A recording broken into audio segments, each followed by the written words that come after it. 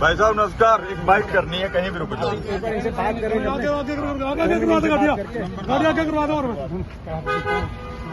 करवा दो सारी करेंगे।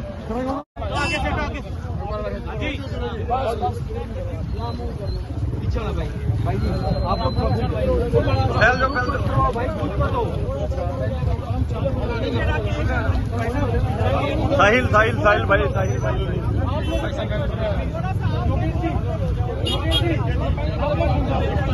आपने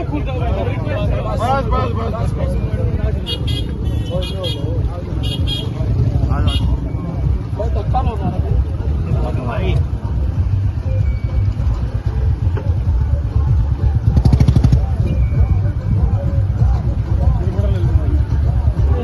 नीचे बैठ के लो, एक मिनट इतनी कोनी जी।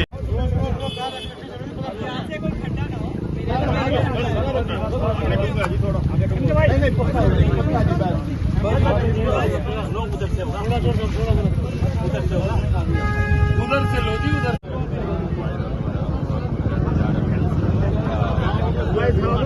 सरकार ने जो पैसा दिया वो भी मिलेगा। बड़े भाई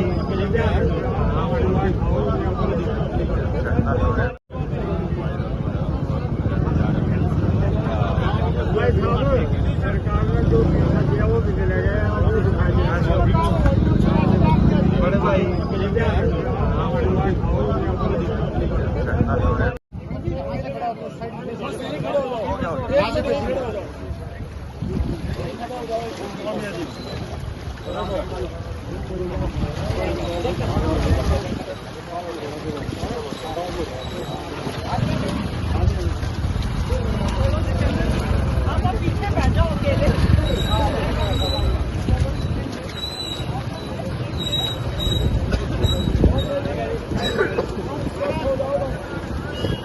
इस तरह के हालात बन गए। सरकार ने काम तो किया नहीं 9 साल, और इस वजह से आज जनता में रोष पनप रहा है। और जो जन संवाद है वो जन संवाद नहीं, वो एक अहंकार।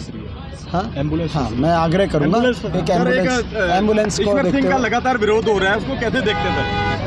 मैं देखिए, जनता में जो रोष है, जो क्रोध है, उसको समझा जा सकता है क्योंकि सरकार ने कुछ काम नहीं किया। लेकिन इस तरह का कि जनप्रतिनिधि के साथ कोई अगर व्यवहार हो तो मैं उसको भी उचित नहीं मानता। और इसके साथ पलवल में आज नुकसान काफी हुआ है। पलवल की बात की जाए तो जहां आपके यहाँ पे भी आज करनाल जिले के इंद्री विधानसभा क्षेत्र के कई गाँव में, बाढ़ प्रभावित गाँव के अंदर लोगों का सुख दुख पूछने हम पहुँचे थे। काफ़ी नुकसान हुआ इस इलाके में, और जो मुख्यमंत्री जी का कहना है कि ये रूटीन है, वो कोई रूटीन नहीं है। मैंने आपके सामने गांव वालों से पूछवाया, कलसोरा गांव वालों ने कहा कि उनकी याददाश्त में इतना नुकसान पहले कभी नहीं हुआ।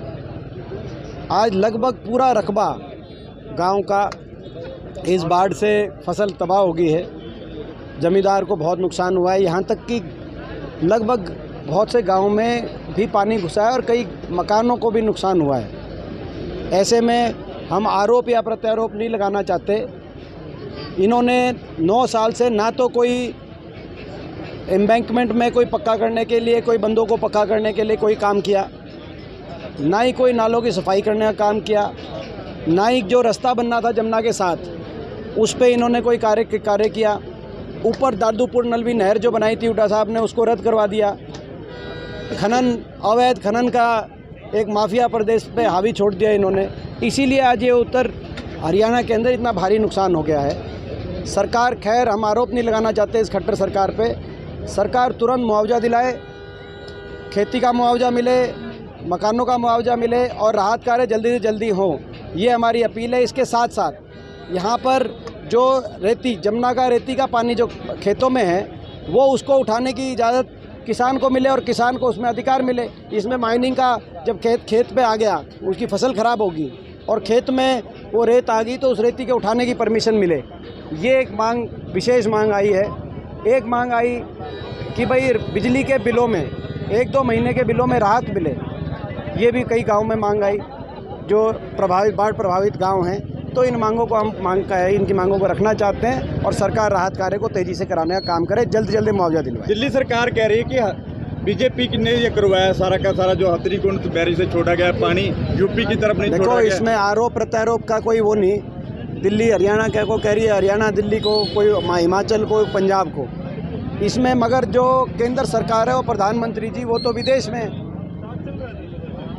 तो जिम्मेदार केंद्र से, क्योंकि इतने प्रदेशों में बाढ़ का मामला है, भाई केंद्र सरकार को, प्रधानमंत्री जी या किसी मंत्री को, इन सबको, मुख्यमंत्रियों को बैठ के आपस में तालमेल करके, ये मानवता पे एक प्राकृतिक आपदा है, आपस में तालमेल करके बचाने का काम करना चाहिए था। लेकिन केंद्र सरकार ने तो सबको अपने हाल पे छोड़ दिया, सबको अपने हाल पे छोड़ दिया, तो सारे प्रदेश लड़ रहे हैं। तो ये तो कहीं ना कहीं जिम्मेदारी केंद्र सरकार को, जो देश को अपने हाल पे छोड़ के विदेशों में जाने की नीति है, वो नीति भी सही नहीं है। यमुना की साइड अगर बात करें, उत्तर प्रदेश में पानी नहीं गया और किसानों का कहना है कि वहाँ बहुत अच्छी पटरी बनी हुई है। बहुत अच्छी पटरी बनी हुई है। यहाँ तो 9 साल से इन्होंने पटरी बनाई नहीं। 9 साल पहले जो हमारी सरकार के समय जहाँ एम्बैंकमेंट और पटरियाँ बनी थी, उसके बाद कोई कार्य नहीं हुआ। और जब उत्तर प्रदेश अपने गाँव को, किसानों को बाढ़ से बचा सकता है, तो हरियाणा बचा सकता है। लेकिन बड़े दुख की बात है, आज मैं सारा पानीपत में भी गया, सारे करनाल में भी, ये चोट लग रही है। पटरी जो टूटी है, पटरी डैमेज होने की वजह से कह रहे हैं कि बाहर ज़्यादा नुकसान। एक एम्बुलेंस बताई गई है, तो मैं इतनी अपने संग बात